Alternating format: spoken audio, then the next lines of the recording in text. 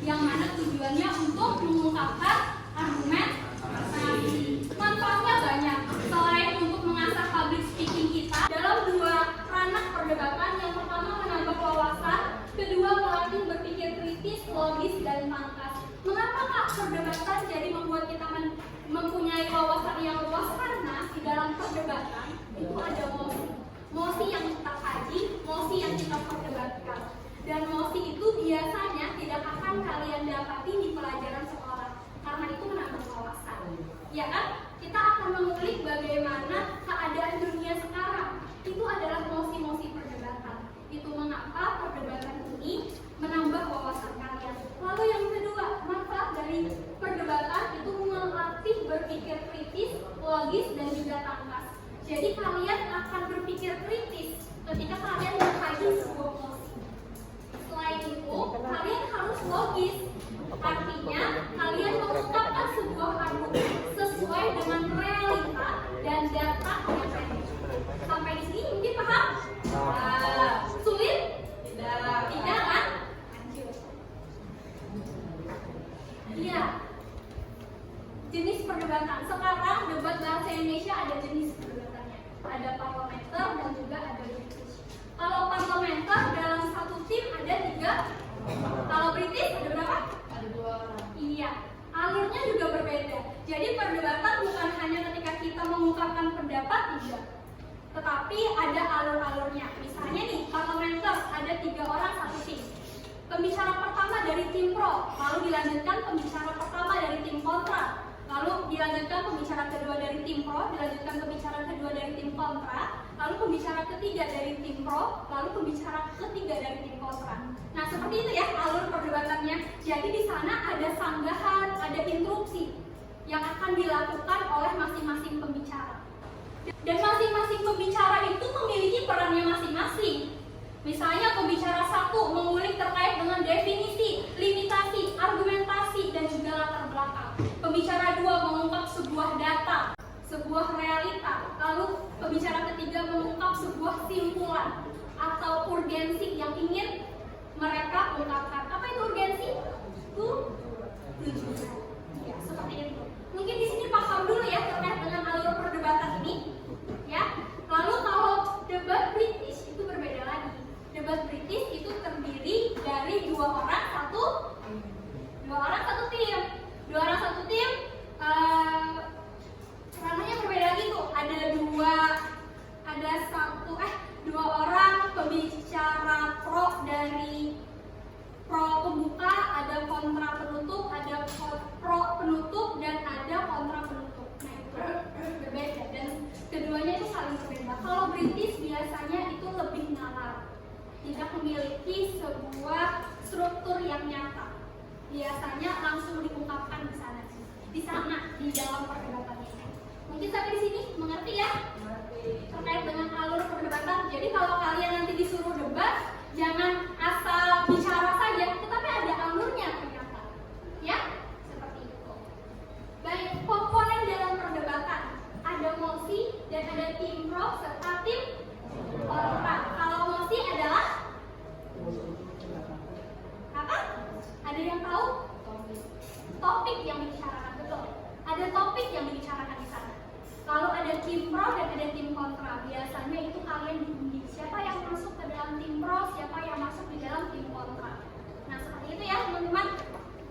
Kalau tim pro artinya kalian setuju akan mosi, kalau tim kontra artinya kalian tidak setuju akan mosi.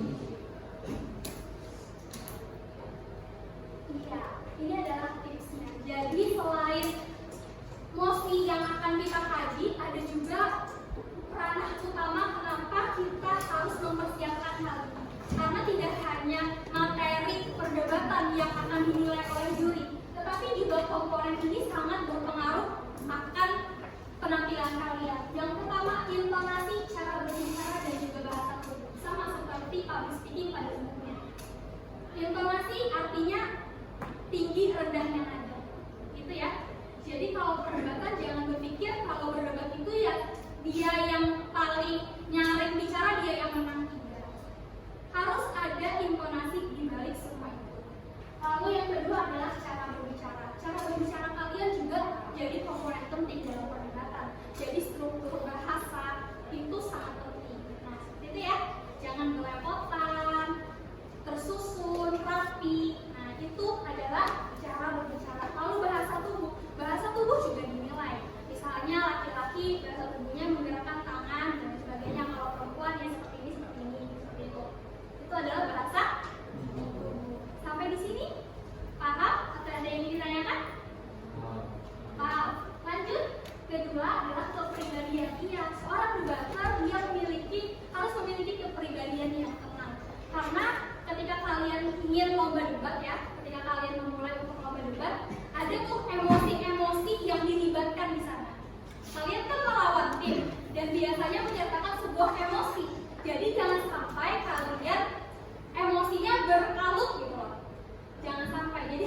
tenang, harus santai seperti itu. Bagaimanapun musuh kalian menyerang kalian, kalian harus tetap tenang.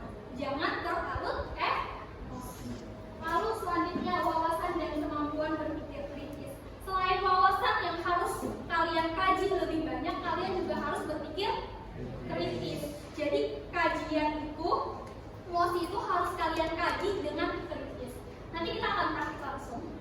Lalu yang keempat adalah teguh pendirian. Iya, semua orang sepertinya harus teguh pendirian ya. Kalau iya iya, kalau tidak tidak. Jadi kalau kalian berpijak di tim pro, dari awal sampai akhir kalian harus membela tim pro. Kalau kalian di tim kontra, sampai akhir kalian harus mengatakan tidak setuju akan mosi yang kita perdebatkan. Seperti itu. Jadi jangan sampai misalnya kalian terpengaruh oleh pendapat lawan, yang mana lawan itu pendapatnya sepertinya agak realistis seperti itu. Tapi kalian tadi mengungkapkannya, saya setuju akan pendapat dari tim pro, jangan seperti itu. Mungkin bisa dengan kalimat yang apa yang dikatakan tim pro benar, tetapi kami juga membawakan argumentasi yang lebih benar. Itu adalah cara kenapa kalian harus menunjukkan kalau kalian itu berpegang teguh dengan pendirian kalian. Baik ya, sampai di sini mungkin paham?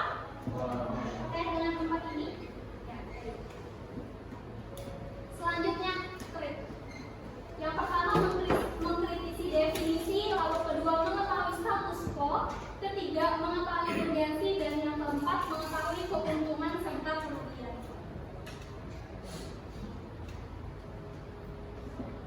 Kita langsung mengkaji emosi ya, supaya lebih mudah untuk dipahami.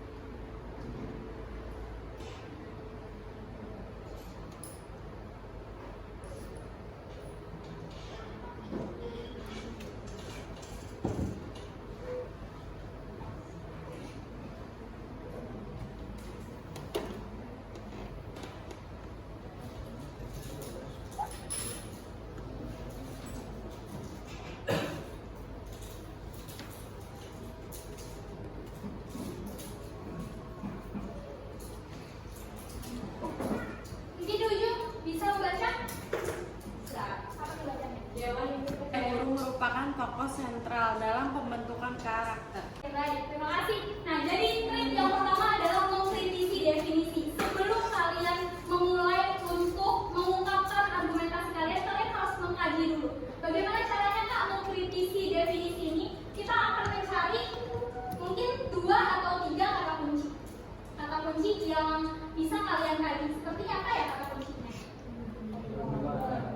Pembentukan karakter. Baik, 1. Lagi? Ya, baik. 1, 2. Kita akan mengkaji. Tokoh sentral. Apa sih definisi dari tokoh sentral itu? Adalah tokoh yang menjadi sebuah sorotan. Ini tokoh yang menjadi sebuah sorotan. Definisinya, kalau pembentukan karakter, proses yang dilakukan pendidikan untuk menanamkan nilai-nilai dasar karakter. Itu adalah definisinya. Baiklah, kita misalnya masuk ke dalam tim pro, yang mana tim pro berarti setuju akan mosi ini. Dia setuju kalau guru itu yang menjadi tokoh sentral dalam pembentukan karakter. Ya, setuju ya kalian ya? Harus teguh nih pendirian, setuju akan hal itu. Baiklah, kita akan mengkaji. Lalu dari tim kontra menyatakan tidak bisa hanya guru saja yang menjadi tokoh sentral, karena pembentukan karakter kan bisa kita dapatkan dalam lingkungan, dalam ranah orang tua dan lain sebagainya. Dari teman-teman juga bisa. Bagaimana kalian teguh teguh mengungkapkan kalau guru yang menjadi tokoh sentral? Bagaimana? Berikan indikasi.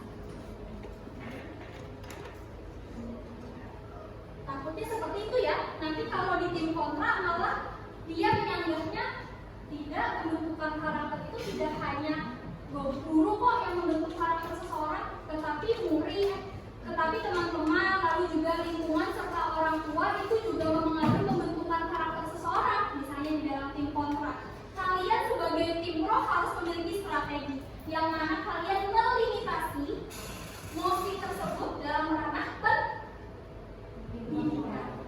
Dalam ranah pendidikan. Seperti itu ya.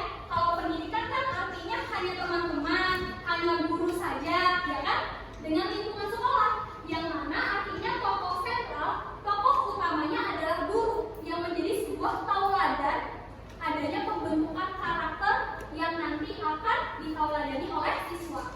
Betul seperti itu? Betul. Itu definisinya. Ya. Jadi mengkritisi definisi. Mengkritisi definisi artinya kalian harus memiliki strategi. Entah kalian mencari definisi yang berbeda atau melimitasi mosi tersebut. Tetapi kalau kalian berpijak di tim kontra, kalian bisa mengkritisi tadi. Kami tidak setuju kalau hanya guru yang menjadi tokoh sentral, tetapi bisa dari lingkungan, dari orang tua. Betul? Itu adalah tim kontra. Seperti itu ya teman-teman. Itu trik untuk mengkritisi definisi.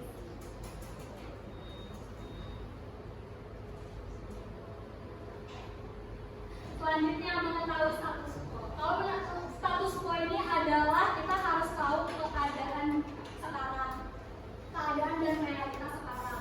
Sekarang kita mencari keadaannya. Sekarang kan menggunakan kurikulum Merdeka Belajar kan, yang mana sekolah itu kalian berangkat jam 7.30 masuk, lalu pulangnya jam 4. Berarti sebagian besar waktu kalian ada di sekolah.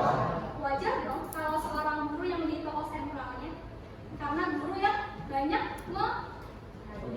memantau kalian. Sedangkan kan kalau di rumah cuma malam, dan malam pun jam 10 mungkin kalian sudah tidur. Iya dong? Nah seperti itu. Jadi sesuai dong dengan status quo kalau kalian berpijak ke tim pro, ya. Nah seperti itu. Jadi itu juga bisa dimasukkan di dalam materi kalian. Selanjutnya mengetahui urgensi. Kalian harus tahu dulu urgensi kalian apa, tujuan kalian untuk mengungkapkan pendapat itu apa. Tujuannya apa kalau di tim pro? Memberikan kesadaran kepada guru kalau dia tokoh sentralnya. Iya kan? Itu adalah tujuan dari mosi yang kalian perdebatkan. Itu adalah urgensi. Dan juga kalian harus mengetahui keuntungan kerugian. Artinya kalian harus melihat sudut pandang dari tim kontra supaya kalian bisa menyanggah atau mempertahankan pendapat kalian. Paham? Sulit? Iya, sulit. Sulit tetapi juga mudah sedikit.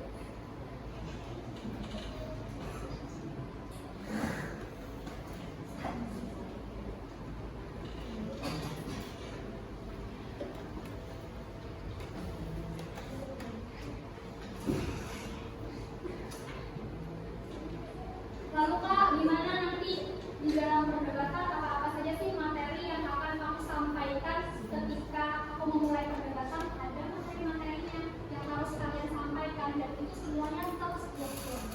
Jadi tadi kan kakak sudah katakan di awal kalau ada peran masing-masing pembicara. Ada pembicara satu, pembicara kedua, dan pembicara ketiga.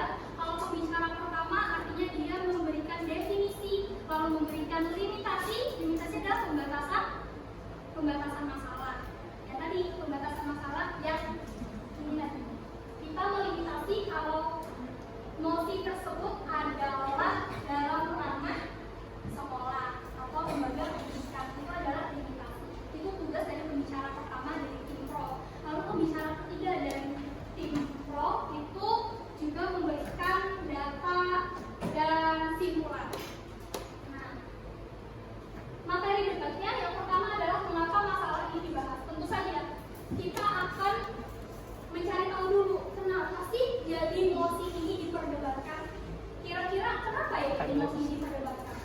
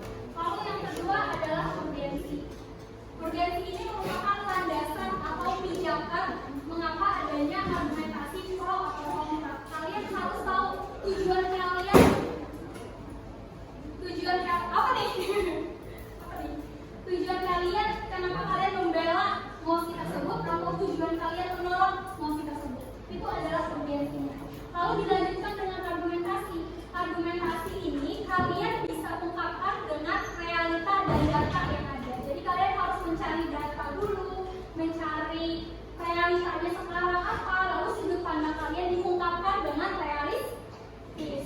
Lalu selanjutnya adalah mekanisme. Mekanisme ini adalah tahap-tahapan. Kalian jabarkan tahapan-tahapan yang mana itu bisa menunjang kalian untuk setuju akan mosi tersebut atau tidak setuju mosi tersebut. Seperti itu. Paham? Sulit? Sulit. Ya, mudah saja.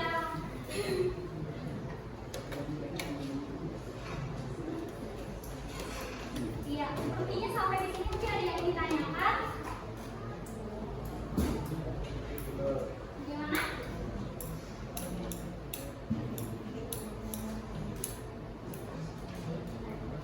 Kita akan membahas satu mosi saja ya, satu mosi karena waktunya juga terbatas. Dewan ini percaya self reward tidak baik untuk siswa. Kalian pro atau kontra? Berarti kalian setuju dong kalau self reward itu diberikan oleh siswa? Setuju? Baiklah, kalau kakak katakan kalian masuk ke dalam tim pro, apa yang akan kalian ungkapkan di sana? Karena kalau tim pro sudah gampang kan? Self reward itu penting, gak masalah kok kita self reward. Kita memberikan penghargaan kepada diri kita kalau kita sudah melakukan sesuatu yang bermanfaat atau yang membuat kita berprestasi, gak apa-apa self reward gitu. Tapi kalau kontra apa ya? Kalau pro apa ya kira-kira? Apa ya kira-kira nih yang berpengalaman dekat mungkin? Apa ya kira-kira ya?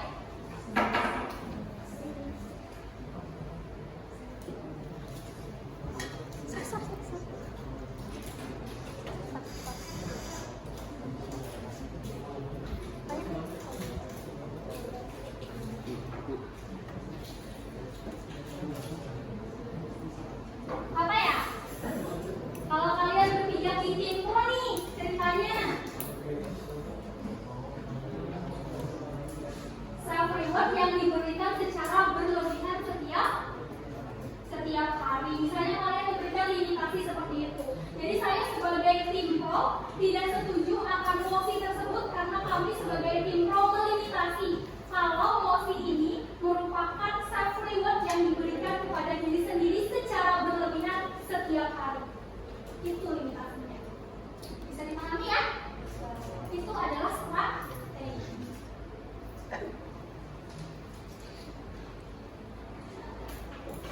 Baiklah, sampai di sini ada yang ingin ditanyakan? Atau tertarik dengan perdebatan? Tidak? Tertarik atau tidak? Apa? Tertarik atau tidak? Ya bulan dong suaranya. Kan tadi kakak bilang kalau generasi muda itu kan harus speak up. Kalau iya tidak gitu loh. Tertarik atau tidak dengan perdebatan? Tertarik ya? Iya. Mengapa sih tertarik? Itu karena adanya kayak perdebatan yang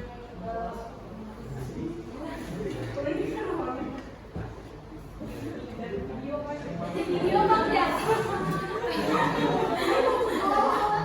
Sabar bang, ada yang nonton video aku. Ya silakan, kenapa?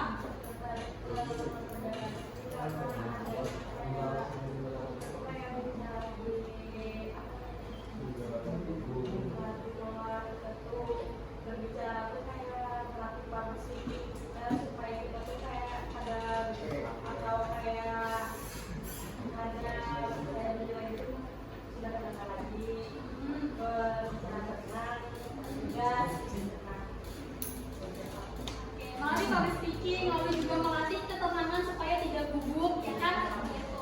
Baiklah, tadi yang berkata tidak, tadi sepertinya di coba. Ya, aduh banyak. Kalian mau tahu dong sudut pandang kenapa sih orang aku tidak tertarik dengan perdebatan gitu? Mau tahu aja sudut pandang kamu? Cuti ya. Mengapa kamu tidak tertarik dengan perdebatan? Ayo dong, speak up. Sulit, tidak sulit. Pakai kamu depan tuh. Itu saja. Ada lagi? Tertarik atau tidak? Tidak. Oke.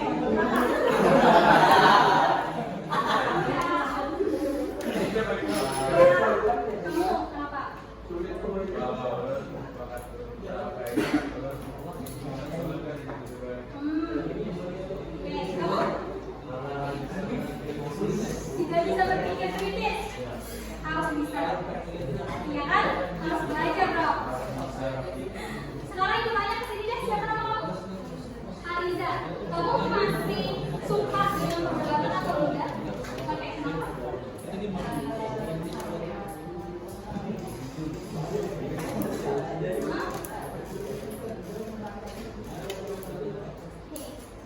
Baiklah, sebagian besar mungkin teman-teman memang agak tidak tertarik dengan debat bahasa Indonesia, tetapi sekarang di kurikulum Merdeka Belajar ada ya materi terkait dengan perdebatan.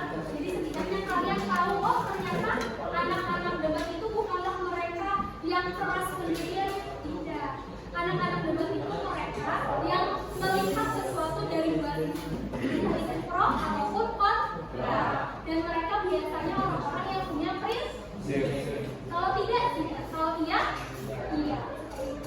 Oke, semoga ilmu ini sedikit banyaknya bisa membantu kalian dalam hal mengkritisi tadi ya kan? Karena ini juga penting sekali mengkritisi sebuah permasalahan yang walaupun tidak kalian implementasikan di dalam lomba perdebatan, dan juga penting tadi kata ibu kalau kalian harus teguh pendirian, teguh prinsip, dan juga speak up.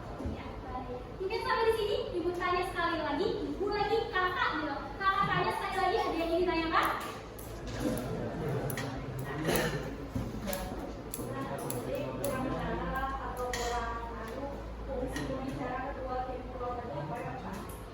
Fungsi pembicara kedua dari tim pro katanya. Yang pertama adalah memberikan sebuah statement bahwa saya setuju dengan mosi yang kita perdebatkan pada kali ini. Lalu yang kedua adalah argumentasi. Argumentasi disuliskan oleh data. Jadi misalnya data dari CNN Indonesia misalnya yang menyatakan bahwa begini. Dari data tersebut dapat kita telah bersama bahwa seperti itu. Itu adalah pembicara kedua. Baik, ada lagi? Paham ya? Tahu? Terima kasih atas pertanyaannya. Sudah? Sudah? Jadi teman-teman, dari penjelasan panjang kali lebar tadi, sebenarnya debat itu sesuatu yang gifted atau bakat dari Tuhan atau bisa dipelajari? Bisa dipelajari teman-teman. Jadi jangan berpikir saya tidak bisa Pak jadi debaters karena saya orangnya pendiam. Oh, itu tidak jadi alasan. Atau dia pasti bisa jadi juara debat Pak karena dia orangnya bore. Oh, tidak bisa teman-teman. Bore, cerewet, tapi tidak dalam lingkup yang pas juga tidak mungkin menang dalam lomba debat. Kan ada orang yang ditanya A jawabnya B. Dia bore tapi jawabnya tidak pas dengan pertanyaan atau nosi yang disampaikan. Atau ada orang yang cerewet tapi mudah terpengaruh. Kayaknya yang benar pro deh, kontra gitu. Jadi dia bimbang antara menentukan pro dan kontra. Padahal dia sudah memilih, dia timnya pro. Jadi menurut informasi Pak Rido, di SMA ini belum ada ya Pak Rido ya ekstrakurikuler debat ya? Belum ya. Jadi kalau ada lomba debat dipilih aja langsung itu. Atau langsung ada ya? Pelatihannya berapa minggu sekali? Hari Senin aja, tiap ada lomba aja. Berapa jenjangnya ada dari kelas 1, 2, 3? 11, 12, 13. Ada ya. Pelatihnya? Oh, kakak ya. Oh, baik. Jadi mungkin sudah ada, tetapi ada yang tidak tahu gitu. Ada apa dengan ekstrakurikuler debat ini? Apakah dia terkucilkan atau tidak ya? Mungkin teman-teman ya lebih membuka diri, siapa tahu ini jalan prestasi bagi teman-teman gitu. Ada yang mau masuk universitas yang bergengsi bisa lewat jalur debat gitu. Apalagi di sini katanya jurusannya bisnis. Mungkin tidak berbisnis tanpa berdebat. Benar sekali, berbisnis itu harus berargumentasi. Kita harus meyakinkan orang lain apa yang kita jual ini diperlukan oleh Anda gitu, diperlukan oleh masyarakat gitu. Nah, semoga dalam waktu yang singkat ini bisa memicu keinginan teman-teman untuk memperdalam lagi ilmu tentang debat. Kadang-kadang yang disampaikan Kak Dinda tadi tentang berpikir kritis dan teman-teman itu tidak hanya berlaku pada saat lomba, dalam kehidupan sehari-hari juga diperlukan, gitu ya. Kadang-kadang kita juga perlu berdiskusi dengan guru, berdebat tentang jawaban yang mungkin meragukan bagi kita, dan cara mengungkapkan pertanyaan itu penting. Kadang-kadang kalau kita saling mengungkapkan, orang berpikirnya berbeda atau menganggap pertanyaan itu jadi sebuah ejekan, hinaan dan sebagainya. Padahal kita bertanya baik.